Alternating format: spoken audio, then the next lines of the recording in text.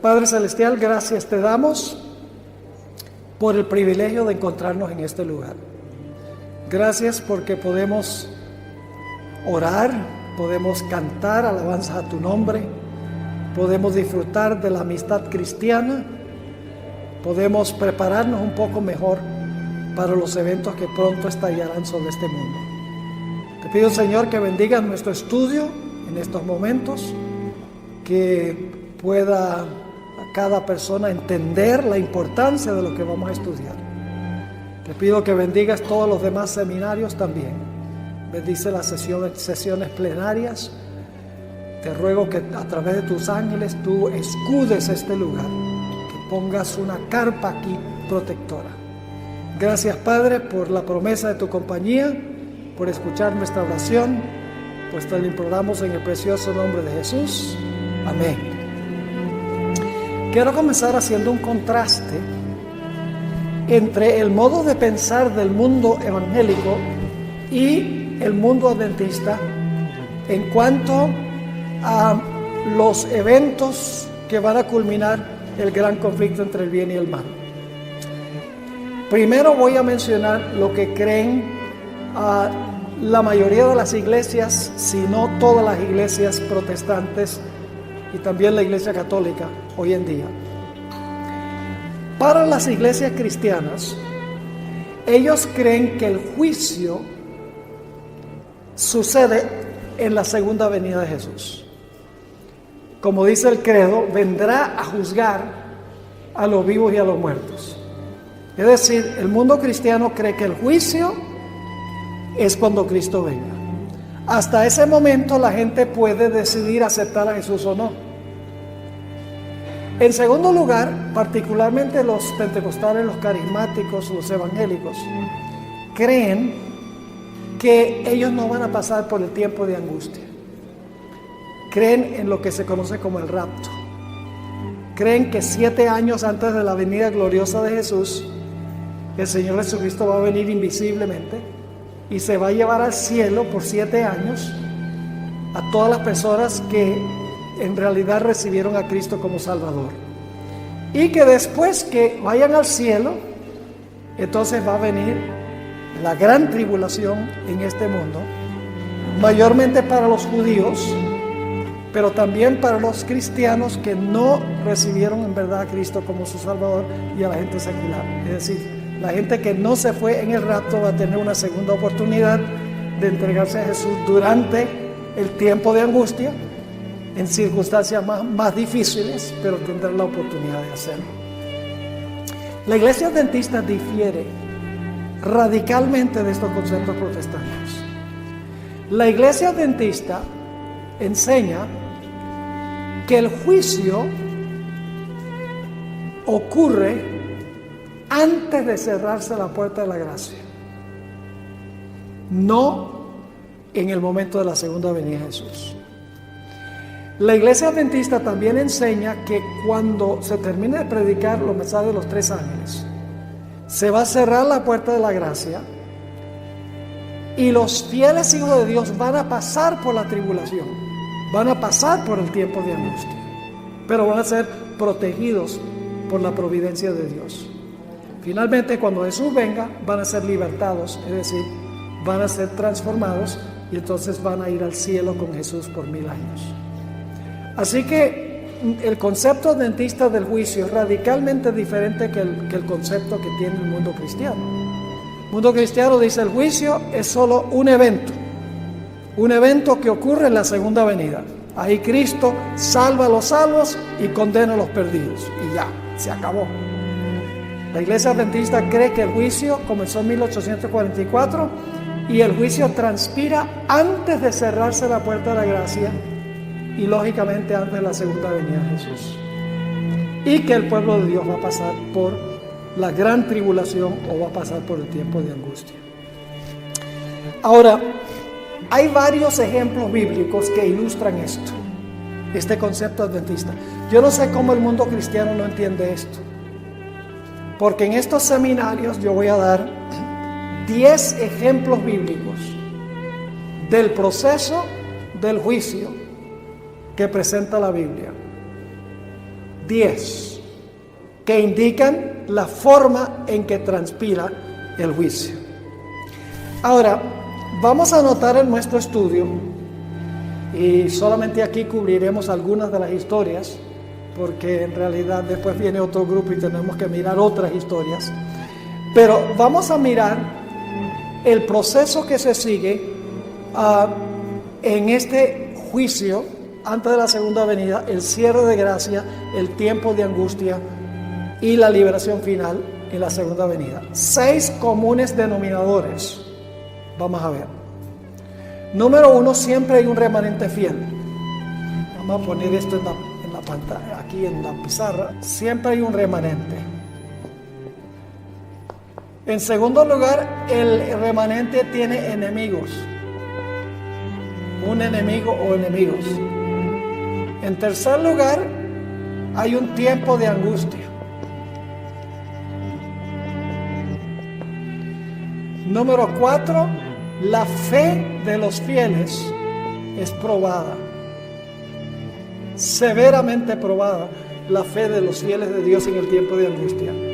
Número 5, Dios se demora en librar a su pueblo que está pasando por el tiempo de angustia.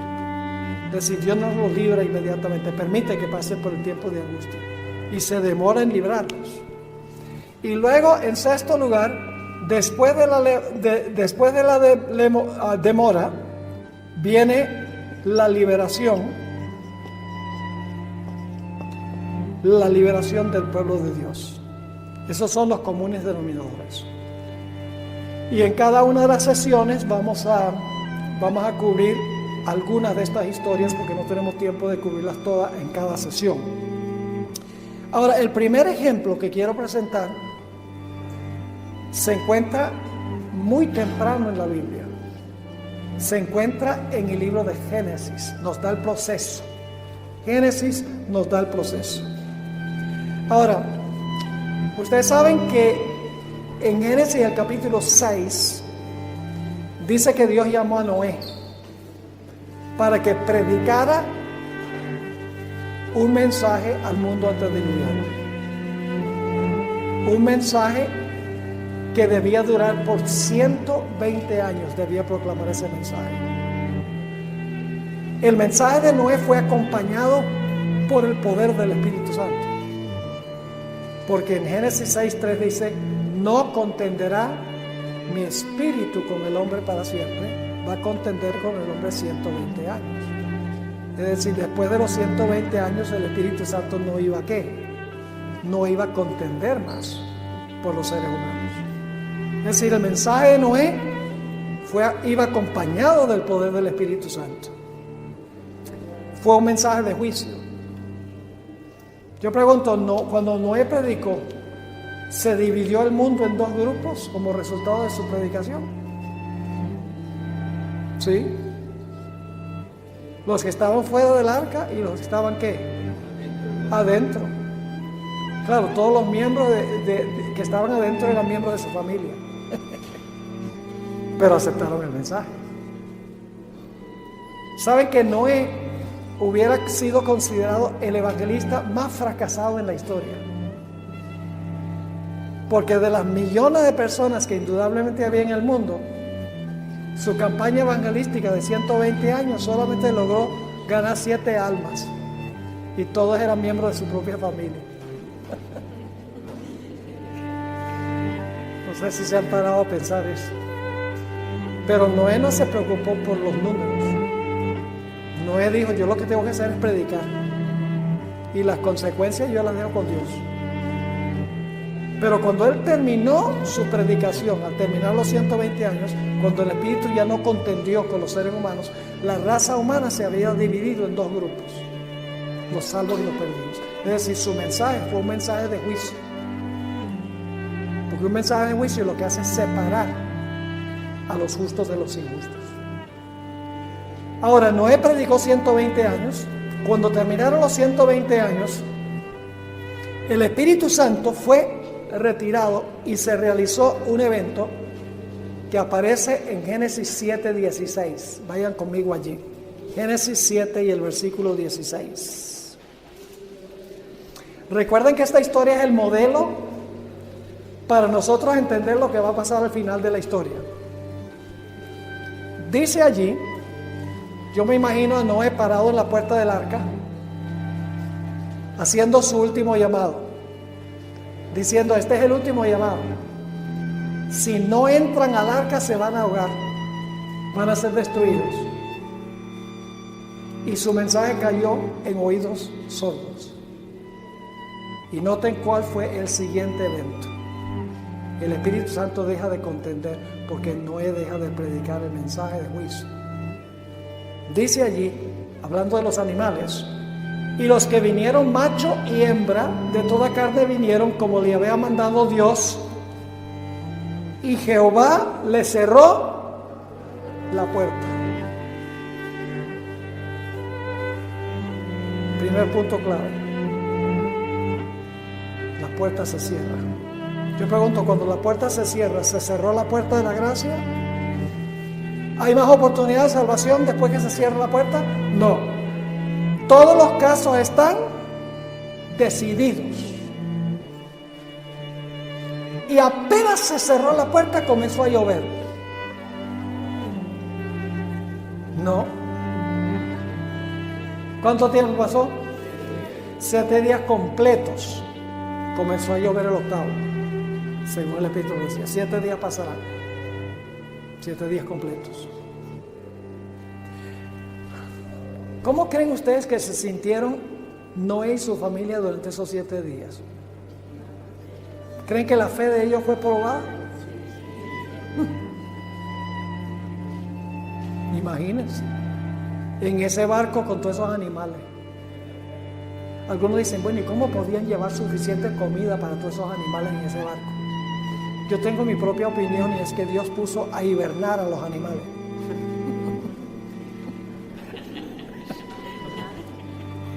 Esa es mi propia especulación. Cuando yo especulo, yo les digo que es mi especulación.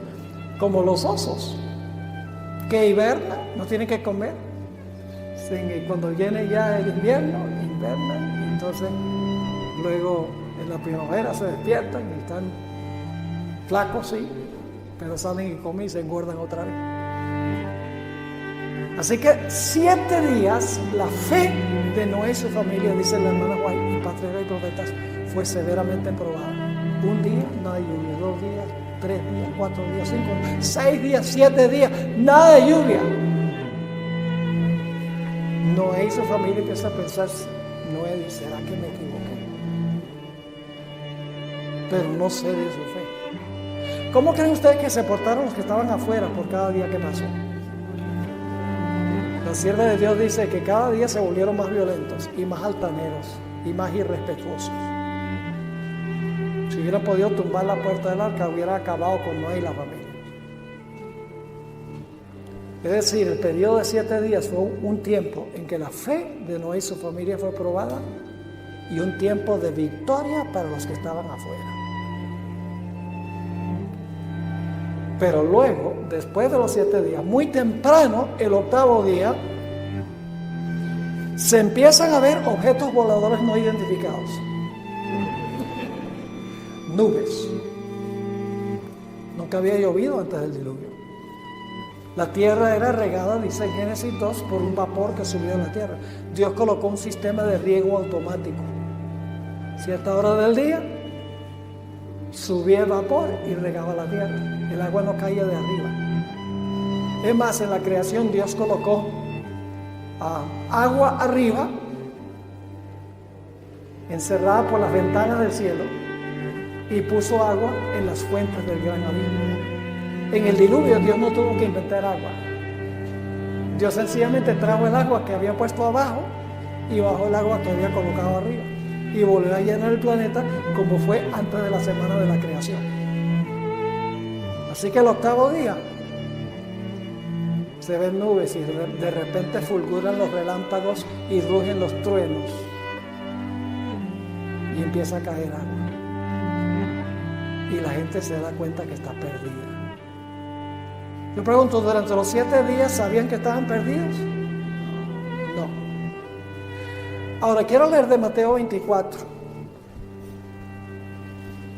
Jesús tomó esta historia en Mateo 24 y dijo que como sucedió allá, va a suceder de nuevo. Es decir, esta historia es lo que llamamos una historia tipológica. Es una historia simbólica. Lo que ocurrió volverá a ocurrir al final de la historia. Vamos a Mateo 24,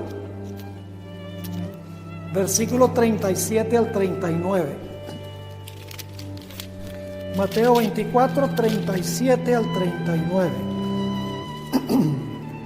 Dice Jesús: mas como los días de Noé, así será la venida del Hijo del Hombre. ¿Qué dos eventos se están comparando? Lo que pasó en los días de Noé con lo que va a ocurrir en la segunda venida. Versículo 38. Porque como en los días antes del diluvio estaban comiendo y bebiendo, casándose y dando en casamiento, es decir, estaban llevando adelante su vida rutinaria. Y ahora viene una palabra muy importante. Hasta. Es una palabra temporal, de tiempo. Hasta que Noé entró en el arca. ¿Cuál es el primer punto de tiempo? Cuando Noé y su familia entraron al arca. Y luego el versículo 39 dice: y no conocieron. ¿Quiénes no conocieron? Los que estaban afuera del arca. No conocieron, se podría decir también no supieron. Hasta, ahí está el segundo hasta que vino el diluvio y se los llevó a todos. El primer hasta marca qué punto de tiempo. Cuando Noé y su familia entraron. El segundo hasta marca cuando qué. Cuando comenzó a llover. ¿Y qué hubo entre los dos puntos? 7 días. Angustia para Noé y su familia, victoria para los impíos. ¿Qué es lo que no entendieron los que estaban fuera del arca hasta que vino el diluvio? ¿Qué no entendieron entre cuando se cerró la puerta y cuando vino el diluvio? No sabían que estaban ¿qué? Perdidos. ¿Me están entendiendo? Ahora ahí tenemos la ilustración, el modelo para todos los otros ejemplos de la Biblia. La puerta se cierra, tiempo de angustia, victoria para los impíos, y luego la destrucción de los impíos y la liberación del pueblo de Dios. Ahí está. Ahora, déjenme darles una ilustración para que puedan entender mejor. Jesús dijo que iba a venir como ladrón en la noche. Es una buena ilustración. Ladrón a medianoche.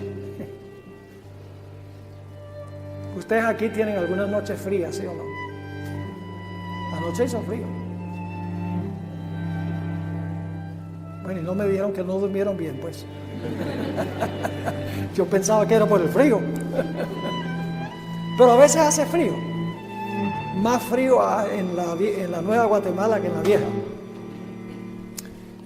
Y quiero que se imaginen que han estado trabajando todo el día, llegan a la casa, se comen una buena sopa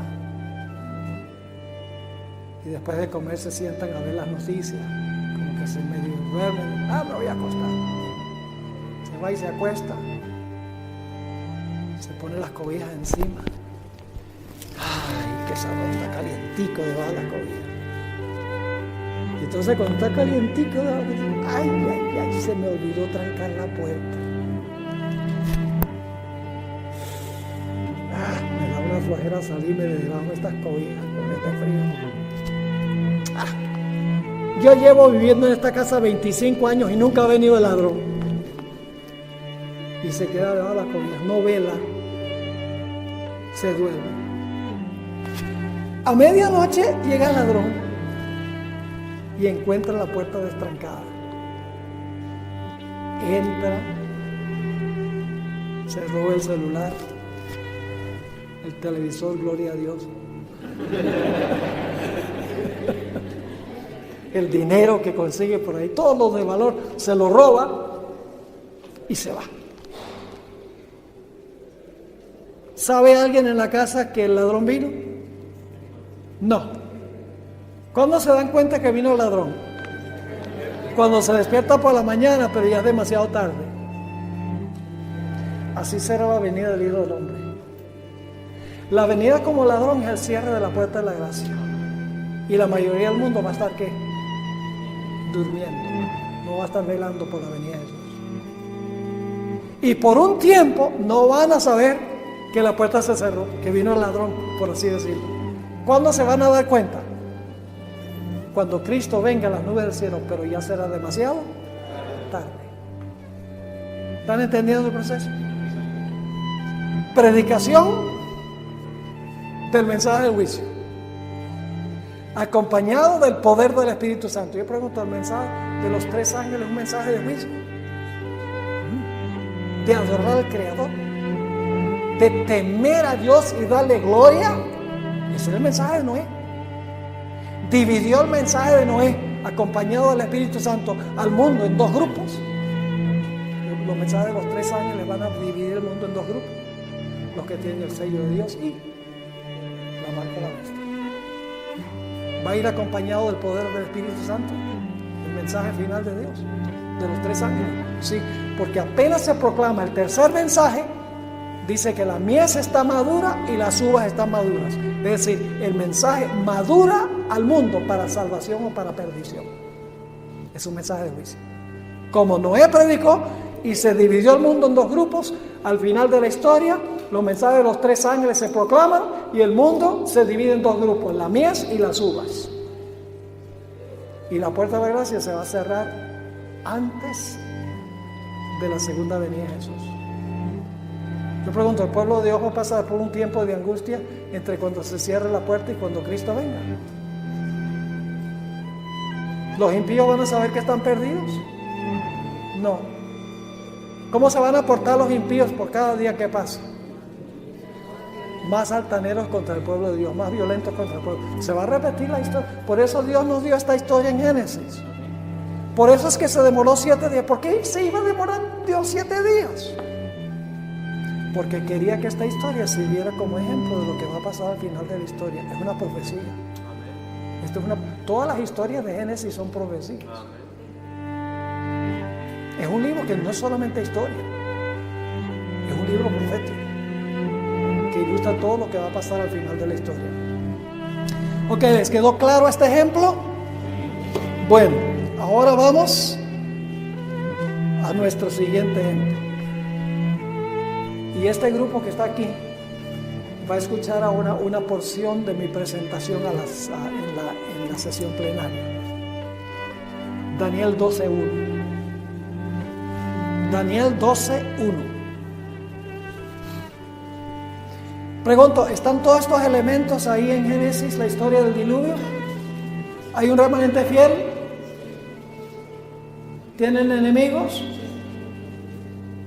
¿Pasaron por un tiempo de angustia? ¿La fe fue probada?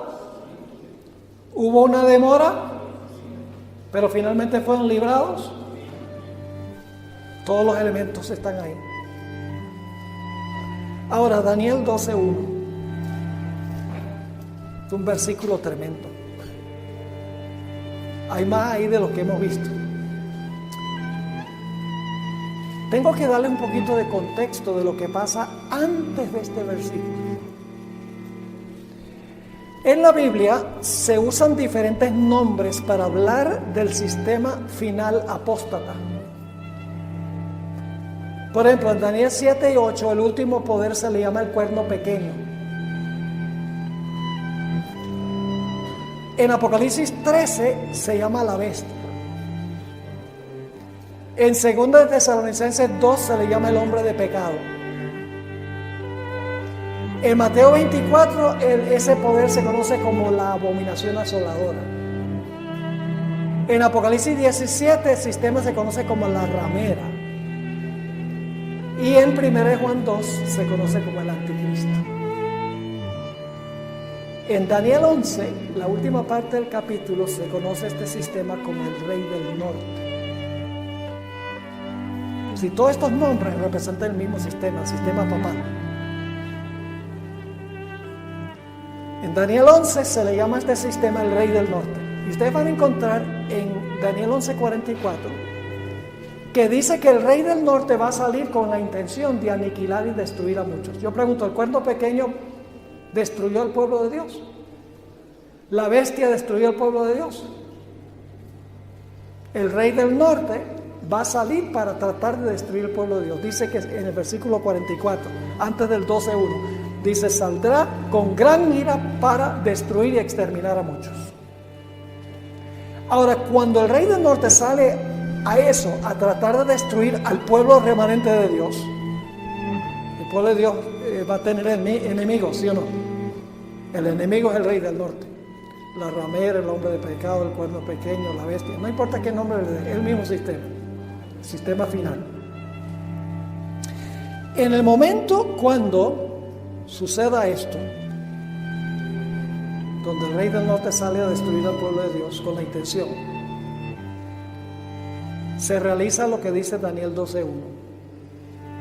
Y voy a enfatizar 4 elementos en Daniel 12:1 relacionados con lo que estamos estudiando, con estos 6 puntos que tenemos aquí.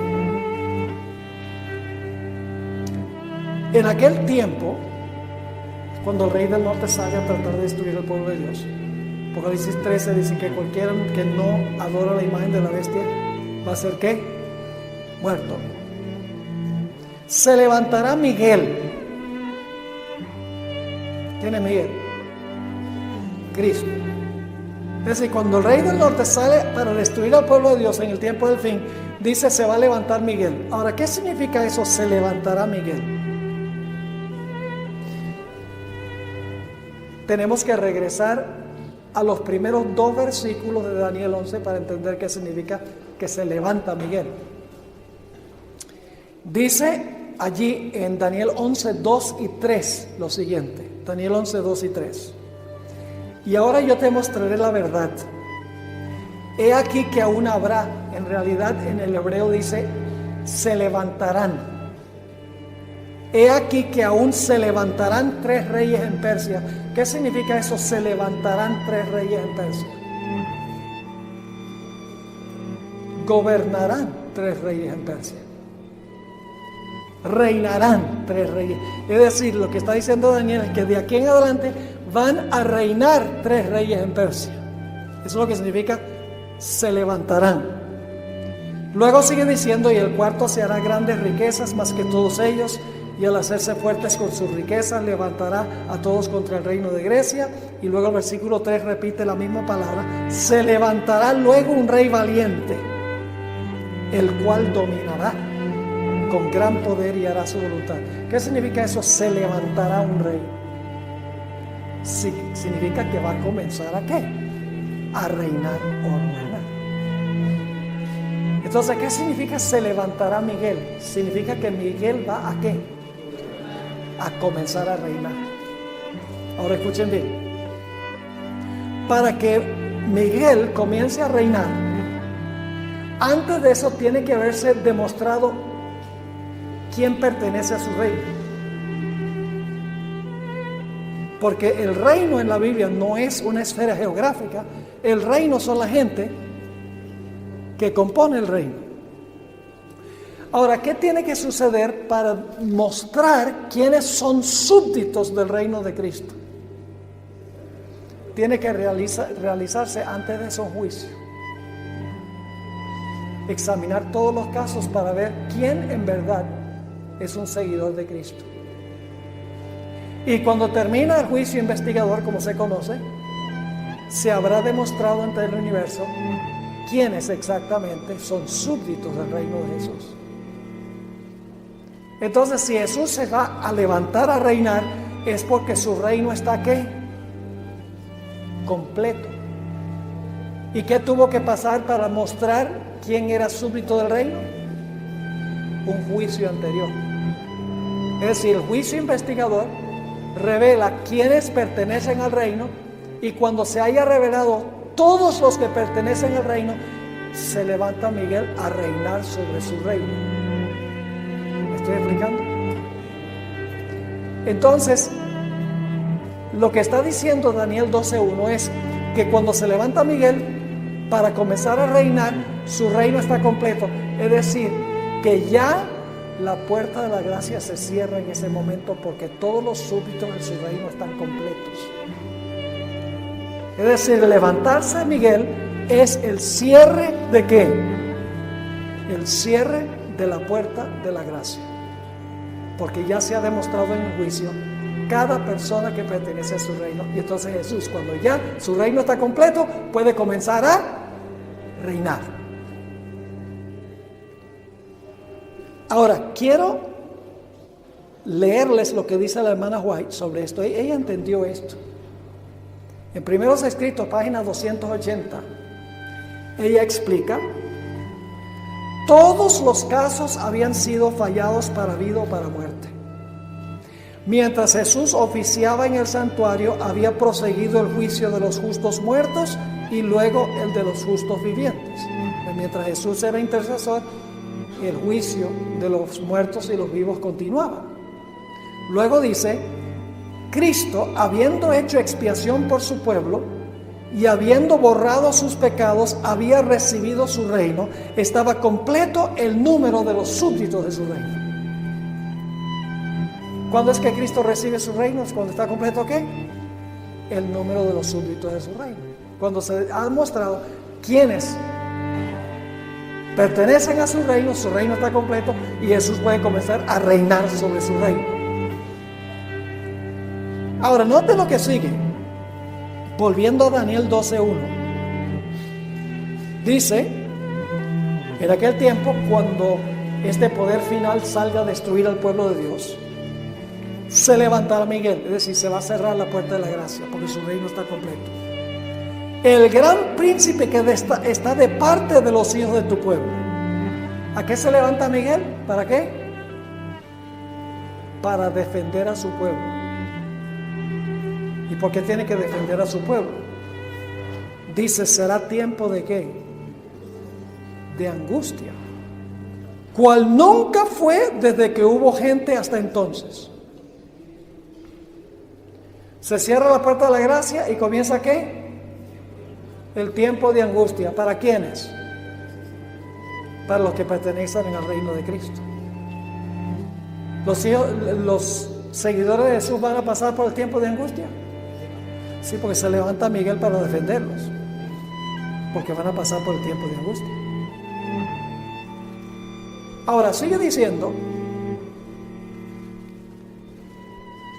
en aquel tiempo se levantará Miguel, el gran príncipe que está de parte de los hijos de tu pueblo. Será tiempo de angustia, cual nunca fue desde que hubo gente hasta entonces. Pero en aquel tiempo, es decir, al final del tiempo de angustia, será ¿qué? Libertado tu pueblo. Y ahora viene un detalle muy interesante: todos los que todos los que se hayan escritos en el libro. ¿Cuál libro? El libro de la vida. ¿Cuándo fueron escritos ahí? Cuando se entregaron a Cristo fueron escritos. Pero ¿qué sucedió cuando pasó su nombre en el juicio? Porque tiene que examinarse el caso de cada uno. Se mostró que merecían estar en el libro de la vida. Yo pregunto: ¿hay algunos que tienen el nombre en el libro de la vida que su nombre va a ser borrado? En Apocalipsis 3:5 dice: no borraré su nombre del libro de la vida. Es decir, el nombre de una persona que profesó aceptar a Jesús puede ser borrado si su profesión fue falsa, si su arrepentimiento no fue genuino, será borrado. Pero cuando dice aquí que los que van a ser librados son todos los que están escritos en el libro, significa que en el juicio sus nombres fueron confirmados en el libro de la vida. Es una indicación de que hubo un juicio. ¿Está claro? Ahora vamos a preguntar: ¿hay un remanente fiel en Daniel 11:12? Los hijos de tu pueblo se llaman. ¿Tienen un enemigo que quiere destruirlos? ¿Cómo se llama? El rey del norte. ¿Va a pasar el pueblo de Dios por un terrible tiempo de angustia? ¿Cuál nunca fue? ¿Ustedes creen que la fe del pueblo de Dios será severamente probada? Lean el capítulo, el tiempo de angustia en el conflicto de los hijos. ¿Demorará Jesús en librar a su pueblo? ¿Los libra antes de que venga la angustia? ¿O tienen que pasar por todo el tiempo de angustia para luego ser librados? Entonces, ¿se va a demorar en librarlos? Pero finalmente serán librados. Serán libertados, dice ahí. ¿Está claro? ¿Ven el proceso aquí? Lo que el mundo cristiano desconoce es que la puerta de la oportunidad se va a cerrar antes del tiempo de angustia. Y para aquellas personas que no se hayan preparado, no van a pasar victoriosamente por el tiempo de angustia. Pues va a ser un tiempo terrible. Ustedes lo pueden leer ahí en el conflicto de los siglos, el capítulo El tiempo de angustia. La sierva de Dios dice que necesitaremos una preparación que ahora no tenemos para pasar, pues todo lo vamos a perder. Como la historia de Job. Perdió todo lo que tenía. Inclusive parecía que Dios lo había desamparado. Desde el capítulo 3 hasta el 38, Job está clamando a Dios que ¿por qué me está pasando esto? ¿Por qué me has desamparado? Está clamando a Dios y Dios, la respuesta es un rotundo silencio. Una larga demora para Job. Fue terrible su tiempo de angustia. Perdió todo, menos la vida. Perdió sus hijos, todos. Perdió todas sus posesiones, todos sus siervos, el apoyo de su esposa, su salud, todos sus amigos, sus mejores amigos, los tres que vinieron a consolarlo, que se convirtieron en acusadores. Y parecía que había perdido el apoyo de Dios, porque clama a Dios y Dios no responde. Esa es la experiencia por la cual va a pasar el pueblo de Dios. Así que no nos aferremos mucho a lo que tenemos, porque lo vamos a perder todo. El apóstol Pablo dijo, todo lo he perdido por causa de Cristo, pero para mí es ganancia. Jesús lo dijo, ¿de qué vale que el hombre gane todo el mundo y pierda su alma? ¿De qué vale tener una buena vida aquí en este mundo y perder la vida eterna? No vale la pena. Ahora, ¿cuánto tiempo tenemos todavía? 15. Bueno, este entonces será el último punto que voy a cubrir aquí. Hay 8 ejemplos más, pero vamos a dejarlo ahí. Ya ustedes tienen la idea. Pueden conectarse a la página de GYC, pueden conectarse y escuchar todos los otros seminarios. Ahora vamos a dar un tiempo para preguntas, comentarios. Sí, hermana. Después que se cierre la gracia, cuando entramos al tiempo de angustia, hay mártires. Habrá mártires en un corto tiempo de angustia antes del cierre de la gracia. Se conoce como el pequeño tiempo de angustia. La evidencia de eso está en Apocalipsis 24.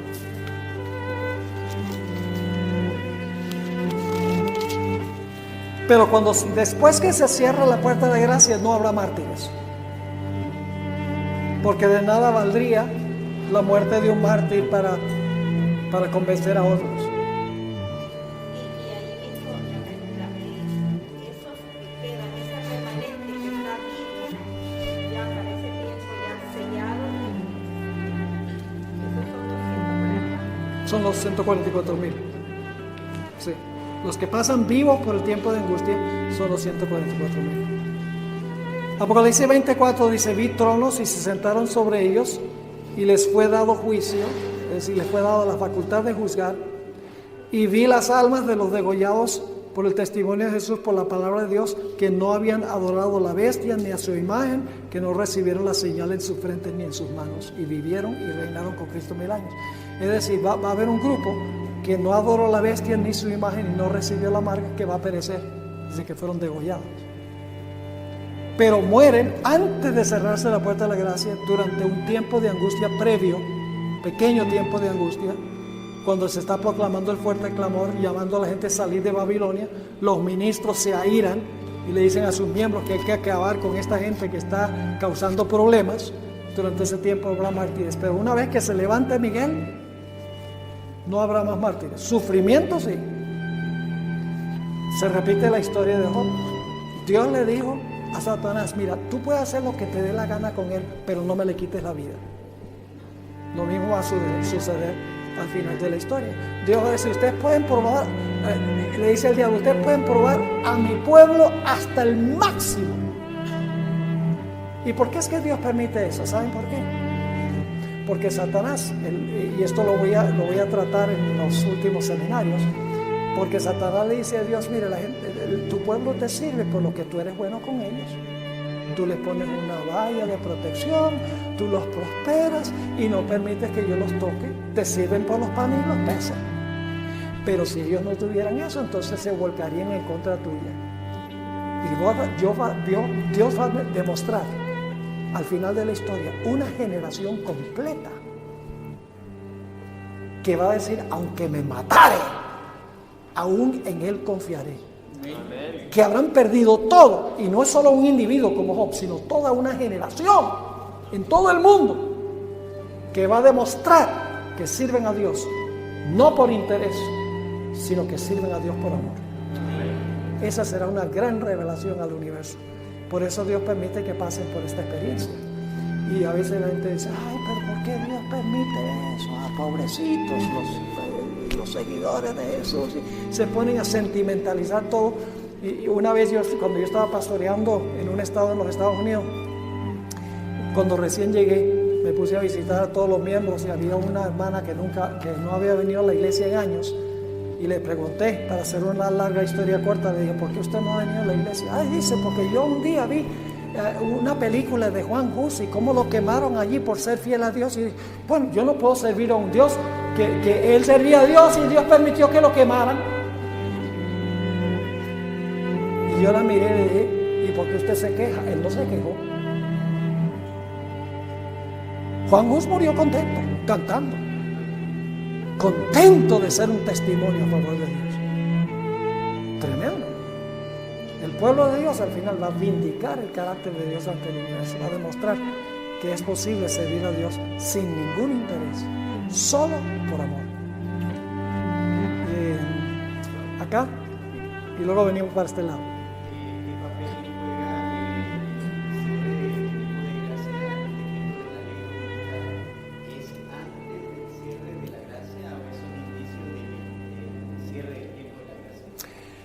La ley dominical es antes de cerrarse la puerta de la gracia, porque eso es lo que va a dividir el mundo en dos grupos. Cuando se proclame el sábado, ahí todos van a conocer que el sábado es el día de reposo, que Dios espera que se guarde. Los que escojan ir en contra del mensaje recibirán la marca de la bestia. Los que reciben el mensaje reciben el sello de Dios. Cuando todos hayan decidido, ya la puerta se cierra. No se va a cerrar antes, porque esa es la gran prueba que va a dividir a la raza humana en dos grupos. No, el zarandeo es antes de eso. El zarandeo, mire, hay varios motivos del zarandeo. La hermana White dice: el primer motivo del zarandeo son herejías, falsas doctrinas. Van a sacar algunos. En segundo lugar, la mundanalidad. Esa es otra cosa que va a zarandear y sacar gente de la iglesia. Pero todavía va a haber gente que permanece fiel en la iglesia. Así que Satanás dice: bueno, para lograr vencer a los demás hay que perseguirlos. Y entonces viene la persecución. Y cuando viene la persecución, la mayoría va a abandonar la iglesia. Y ahí está el zarandeo final.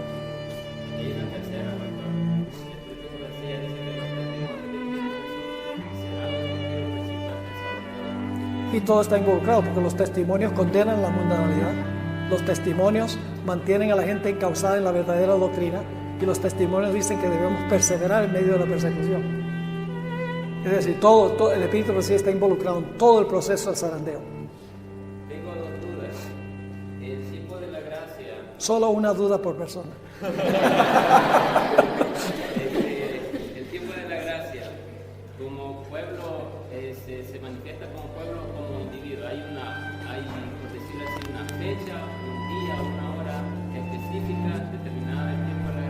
No se ha revelado cuándo se cierra la puerta de la gracia. Estamos en el tiempo de espera. La última fecha, 1844, 22 de octubre, en los 2300 días. Si alguien anda ahí por ahí colocando fechas, húyanle como a la lepra, porque es falso profeta. Ahora, la segunda es, nosotros sabemos que cuando tomamos la decisión de hacer pacto con Cristo a través del bautismo, nuestros nombres son escritos en el libro de la vida. ¿Cuándo son borrados? ¿Cuando nos hacemos para atrás o cuando morimos, por decirlo así?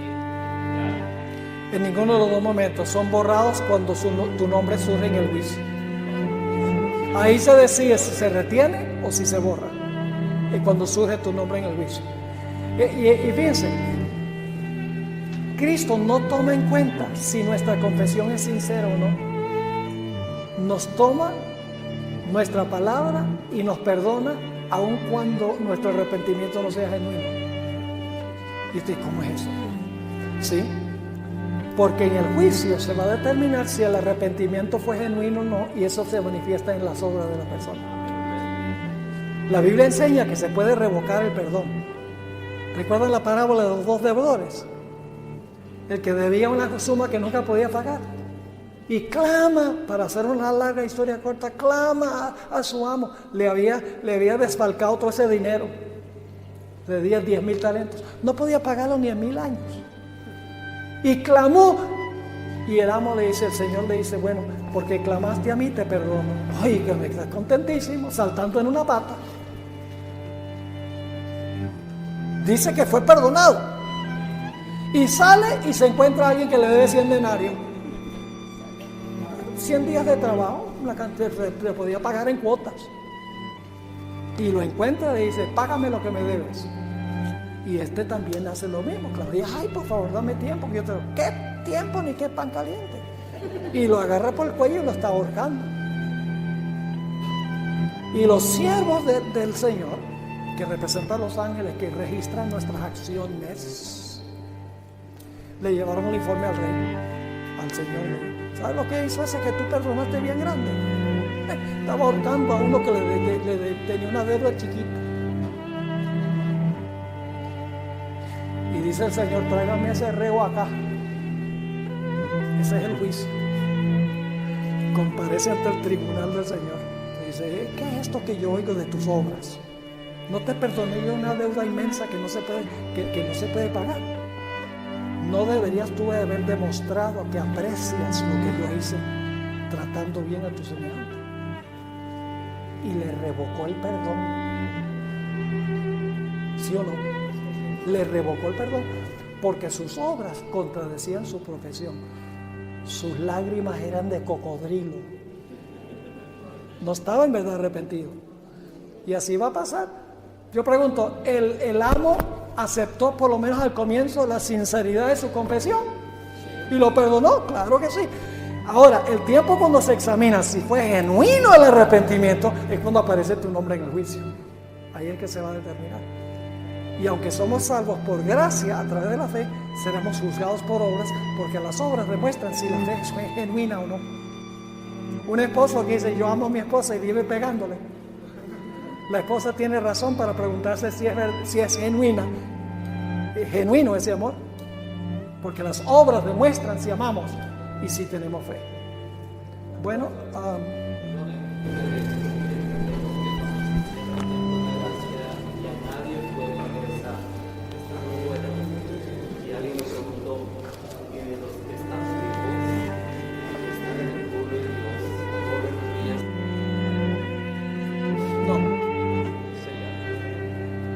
los casos todos están decididos. Una vez que se cierra la puerta, Dios sabe que una vez que se cierra la puerta, su pueblo está fijo para siempre. Y Satanás, y fíjese, Satanás, por eso dice Mateo 24, el último intento que hace Satanás para ganar a los escogidos es falsificar la segunda venida de Cristo, pues todo lo demás le ha fallado.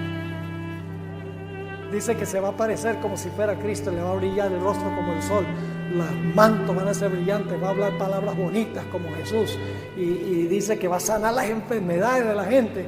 Y entonces el pueblo de Dios que ha estado agonizando y dice, Señor Jesús, líbranos, líbranos, Él va a decir, yo soy el que vine a librarlos. La hermana White dice que ese será el engaño abrumador. Pero, dice, engañará si fuere posible a los escogidos. Pero ahí el griego indica de que si fuere posible significa que no es posible.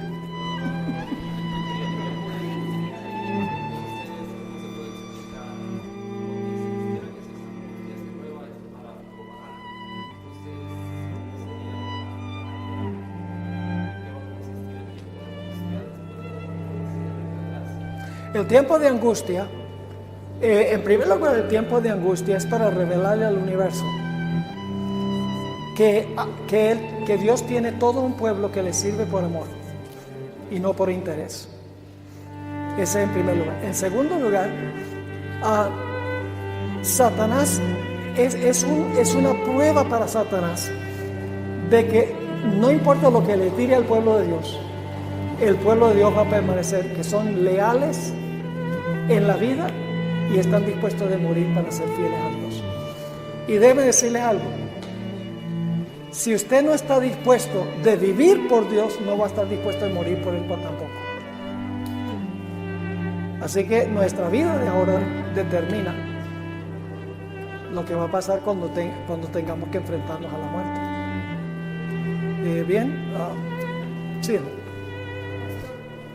Con respecto a la pregunta sobre la ley dominical, sabemos de que eso va a pasar antes del cierre de la puerta de gracia.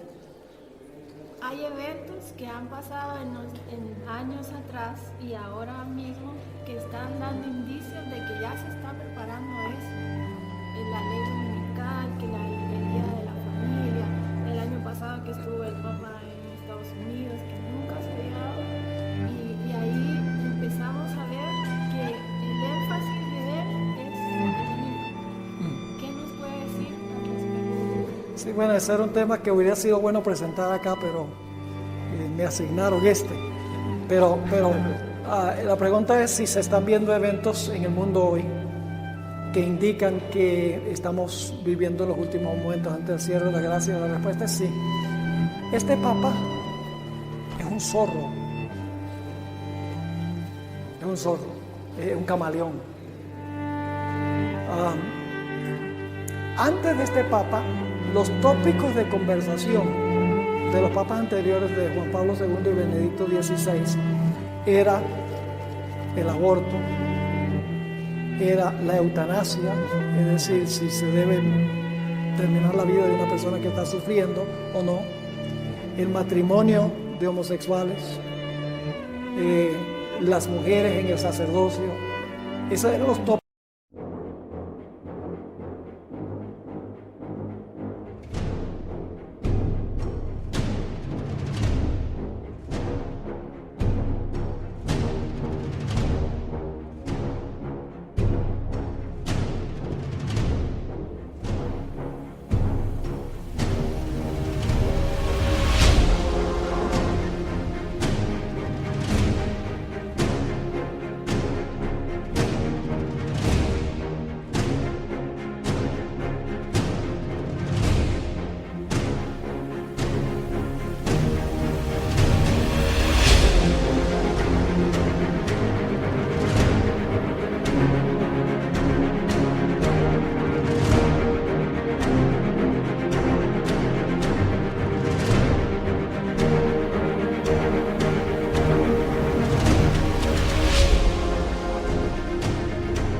De conversación de Juan Pablo II y de Benedicto XVI. Este Papa no ha hablado nada de eso. Cuando le preguntaron en cuanto al matrimonio homosexual, dice: ¿quién soy yo para juzgar? Es una respuesta completamente contraria a lo que hubiera dicho Benedicto o Juan Pablo II. Ahora, ¿cuál es la estrategia de este Papa? Este Papa es jesuita. ¿Dónde radica el poder del papado? El poder del papado no radica en su poder eclesiástico, sino en su capacidad de adjuntarse a los gobiernos del mundo para que los gobiernos del mundo hagan lo que la iglesia quiere. unir la iglesia con los poderes civiles del mundo. La herida mortal fue que los poderes civiles le quitaron su apoyo. Y cuando le quitan su apoyo, la iglesia romana no tiene poder. ¿Cuántos tanques tiene la iglesia, el papado? ¿Cuántos aviones de guerra tiene el papado? ¿Cuántos ejércitos tiene el papado? No tiene nada. Pero cuando se echa al bolsillo los reyes de la tierra, los tiene todo. Entonces, este papa sabe que lo que hay que suceder es que el papado tiene que echarse al bolsillo a los gobernantes políticos del mundo. Y por lo tanto, ¿cuáles son sus tópicos de conversación? La pobreza, el cambio climático, la integridad familiar, la inmigración. ¿Por qué está hablando el Papa de esos tópicos? Porque esos son los mismos tópicos que están hablando los poderes civiles. Él quiere tratar los mismos temas que los poderes civiles porque él quiere entonces echarse al bolsillo los poderes civiles para que entonces ellos lo apoyen. Y ha vinculado todas estas causas, las ha vinculado con el domingo. Yo escribo un artículo largo para nuestro noticiero cada 2 meses. Publicamos un noticiero, lamentablemente no tenemos quien los traduzca al español, yo no tengo tiempo de traducirlo al español, pero tengo citas donde él dice: el planeta necesita descansar porque lo hemos abusado. A que no adivinan qué día dice que el planeta debe descansar: el domingo. Dice la familia: ay, no tiene tiempo de reunirse para el culto ni para ir a la iglesia porque los capitalistas tienen trabajando a la gente todo el tiempo. La familia necesita un día para recobrar sus raíces. A que no adivina qué día es: el domingo. Dice los pobres: ay, esos son tan abusados por sus señores capitalistas que los ponen a trabajar y a trabajar.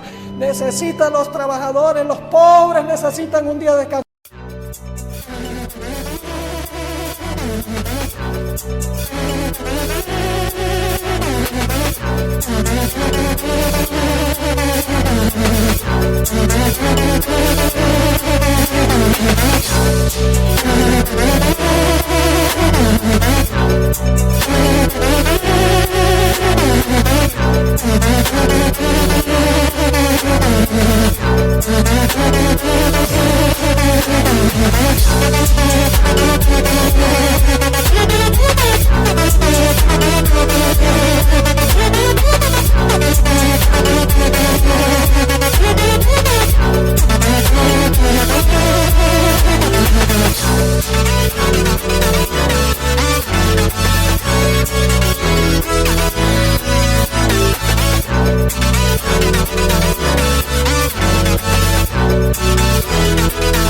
¿A que no adivina cuál día es?